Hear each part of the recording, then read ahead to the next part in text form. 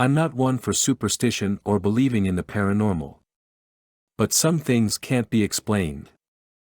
I suppose we resort to the supernatural as a last resort. Well, after what happened to me, I'm still not sure what to believe. I guess I'm in denial, just shrugging it off, assuming it didn't really happen. Who knows? It started when I was 12. I was living with my parents in an old manor in England. It was a home for the elderly and owned by my grandmother. My parents both worked there full-time and I went to the school down the road. It was a quiet town and not much happened there. So naturally I turned to exploring the old house, checking out the attic and cellar, wandering around the corridors. The old people in the home scared me, I won't lie. They'd often shriek and scream in the night, and for a young boy, it was pretty unnerving. My parents and I lived on the floor below the attic, reserved just for us. They were always so worn out from work that they'd often sleep through the scary wailings of the old women, and the scratching noises on the old wooden ceiling above my bedroom. I was scared at first, but fear eventually turned to curiosity and I worked up the courage to explore the attic again, searching for this scratching sound. Mom and Dad were down in the kitchens, helping the other staff cook lunch for the residents. I borrowed a chair from my mom's dressing table and stood on it, fingers outstretched, reaching for the door to the loft. With an old creaky groan and a waft of dust and mildew, the door swung downwards and the rusty metal ladder rattled noisily down. I took a deep breath and climbed up. It was the same as it had always been. The untouched boxes of old residents' belongings were stacked in uneven rows, looking a bit ominous in the dull gray light from the small window at the far end of the room. It was silent. Then the scratching began. I turned around, standing solid, and my eyes were searching frantically for the source. I could see nothing. I walked back past the ladder and to the darkest end of the attic, the hairs on the back of my neck prickling. I carried on and just walked past more and more boxes, until at the end of the room, leaning against the wall, was a pristine mirror. An intriguing thing with an intricate pattern carved into the frame, resting on two legs, and it had one of those pegs in the middle so it could flip over. It was as tall as I was when I was 10. The scratching had stopped, but I walked towards the mirror anyway. I was fascinated. It had some chips around the edges and there was a crack in the top of the oval, but other than that it looked in pretty good condition. I instantly decided that it would live in my room in that house. Later that same day my dad carried it down for me, unsure as to why I wanted such an odd thing in my room. I mean, let's be honest. Old antique mirrors are hardly the things coveted by a 10-year-old boy. But still, this mirror had a charm about it. It was the same night that it was in my room, that it held my reflection in the light, that the paranormal things began to occur. I woke up to the scratching noise again. I instantly looked upwards, but it wasn't coming from the attic. It was the mirror. Perplexed, I flicked on the lights and stared at the mirror. I stared back at myself. But then in the corner of my eye, I saw the face of a man, Chinese, glaring at me from underneath my bed in the reflection of my mirror. I swung my head over the side and saw nothing. There was nobody there. I thought I had just imagined it. But then I looked back at the mirror, and the same man, angry and glaring, his presence malevolent, was staring at me from outside my window. I rubbed my eyes and gaping, started for the window. Of course there was nothing there. This continued as I grew up. We moved out of that house and down south, into a smaller home for the elderly.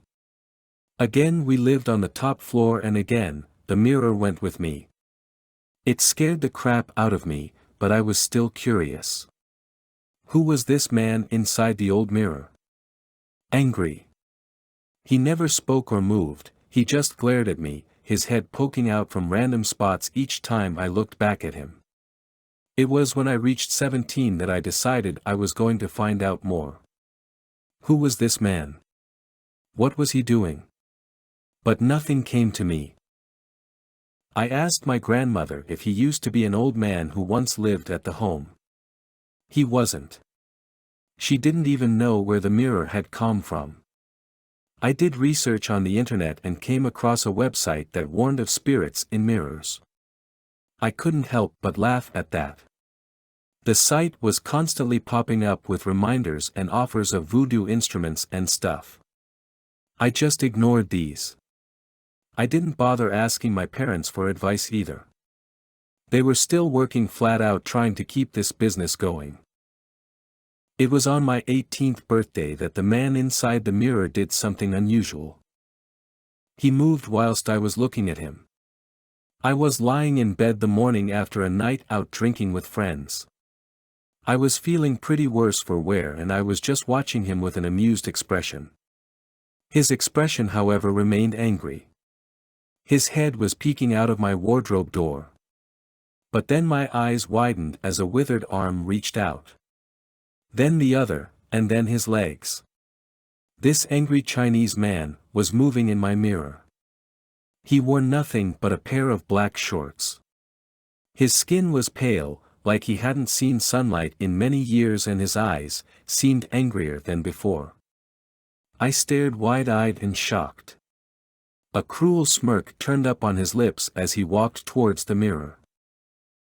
I slowly stood up from my bed and walked towards the mirror. My reflection changed before my eyes. I couldn't believe it. My reflection became the man inside the mirror. I stood now only a few feet from the mirror, staring. He glared back, his eyes now shining a vicious crimson.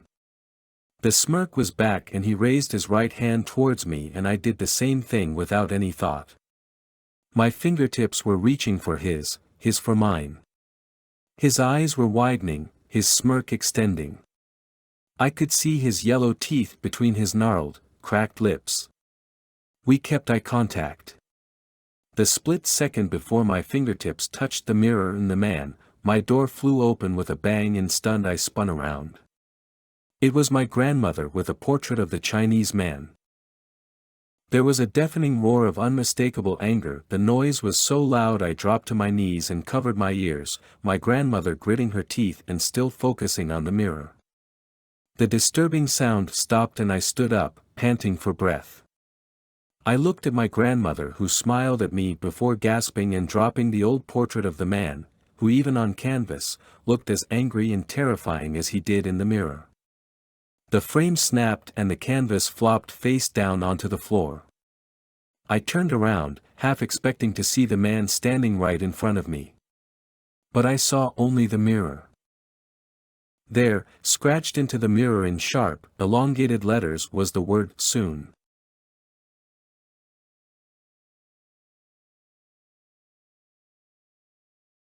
When my grandmother died, I was on the cusp of 28. My memories of her were bittersweet, and lingered somewhere between fondue parties and a not-so-subtle disdain for my mother.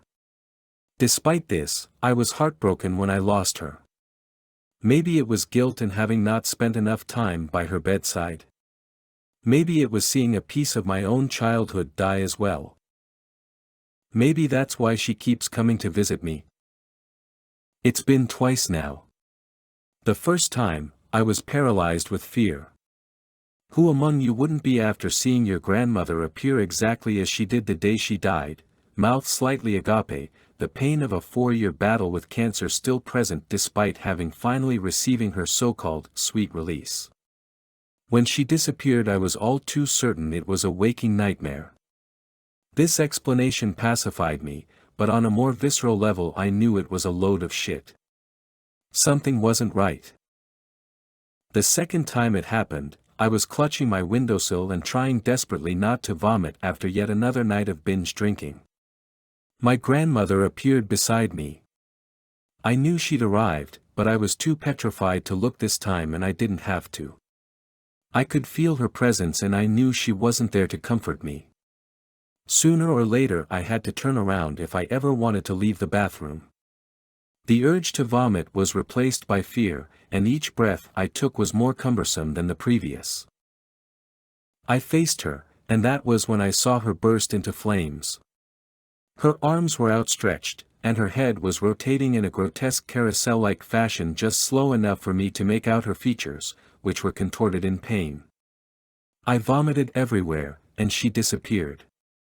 I slowly shimmied my back down against the cool tile of my bathroom wall and laid down. Never before had I felt equal parts shame and fear even as an alcoholic. There is something fundamentally wrong with my life, and in a post-puke moment of rare clarity I understand this. But there is something wrong with my grandmother's afterlife, and I am not sure what to think about that. I pondered telling my mother, but why? She didn't shed a single tear when her mother died, and in the true Pappas family fashion, it's likely I will carry on that tradition at her funeral, too. 2 days passed without a visit, and I was starting to return to normal. I succumbed to my desperate lifestyle that I tried to pretend was alluring and chic. My previous moment of clarity disappeared faster than the plastic seal around the bottle of bourbon I was about to nurse for the next several hours. I lifted my glass to my lips and they began to burn. I closed my eyes in ecstasy. This was the first drink I'd had since the incident, and it was everything I needed in that moment. I tipped the glass all the way back, and it hit me. Not the glass, the realization. It hit me so hard my entire life passed before my eyes in an instant.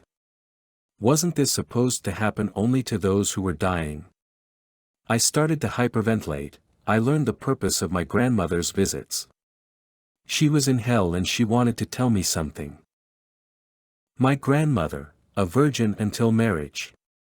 My grandmother, a tri-weekly Catholic church attendee.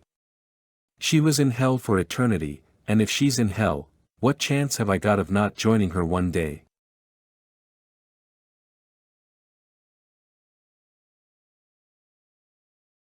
I awoke from a deep slumber due to the loud rain aside. I was used to it though, hell it's Seattle after all, rain central. I rubbed my eyes and happened to gaze out my curtainless window just at the moment when a cloaked figure appeared in the middle of the street. I rubbed my eyes again, I was sure I was seeing things. Still, I decided to get a closer look. I hopped out of my bed and peered through the window. Through the raindrops I could still barely make out the cloaked figure. It was just standing there, not moving at all. I turned away for a second to clean my glasses on my oversized Seattle Mariners jersey, but when I turned back I didn't see anything. Unfortunately the creepiness didn't stop there. There was a loud knocking on the front door. My parents weren't home since it was a Saturday night and they usually went to dinner and a movie.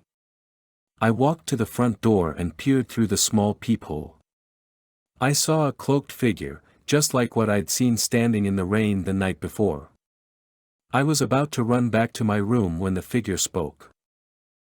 "You do not belong here anymore, it is time for you to come home." The figure banged loudly on the door. "What do you want from me?" I shouted. "I need you to come home," the deep and low voice stated. "Go away you creep," I shouted. I ran back upstairs as fast as my legs could carry me. I quickly locked the door to my room and double-checked to make sure my bedroom window was locked. Then I hopped into my bed and pulled the covers tightly over me. The morning light shone through the window. The rain had finally let up and it proved to be a beautiful day outside. I walked downstairs to the kitchen and found my parents crying at the table. "Mom, Dad, what happened?" My cries went unanswered. I peered over my dad's shoulder and saw the headline of the article he was reading. It was about me. 16-year-old boy dies in accident due to rain. I stumbled backwards and hit something. I turned around and saw the cloaked figure. There was no face, just red, menacing eyes and pale, white skin. "I tried to tell you that you needed to come home last night. You didn't want to. It's far too late now," the voice said. Just then a hole opened up below me and I fell through. It's truly a living hell where I'm at now.